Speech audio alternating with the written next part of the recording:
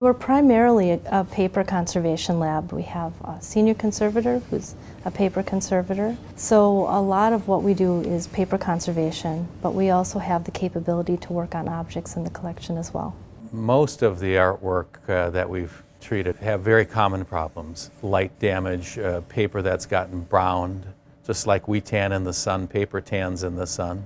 We're wetting the paper on this print. It's the initial stages of washing the print to reduce yellow discoloration, tears on prints, punctures in paintings, yellowed varnish. Those are common problems.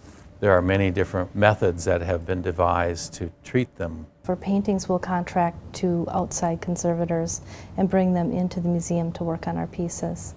Right now I'm just putting a little cotton swab on a cleaning stick, and I'm going to be removing this yellowed varnish from the surface of the painting. We often work with very tiny cotton swabs, like Q-tips, and work with just a few fractions of an inch at a time to clean the surface. Yeah, this is really a slow process. It requires a good deal of time working in small areas, so you do have to be patient, but I think the reward is that every little area that you do uncovers something new, and so it may seem long and tedious, but it's never boring. Artworks are very complex and can have many different problems, often working against each other. I'm going to lift this up.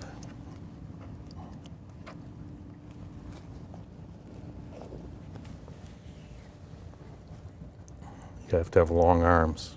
So some of the most important qualities that a conservator can have are a very good eye for detail and also a methodical approach to the problem-solving aspects of conservation. This is the wash water from the first washing. So you can see it's gotten quite yellowed. Sometimes it's even yellower than this. You want to make sure that you're doing everything very carefully and methodically. So someone that has a sort of a almost scientific approach to working, they seem to be the most successful. We always work in increments and just little sections at a time because the conditions of what needs to be done, the treatments that need to be done, can change in a minute. You never take anything for granted.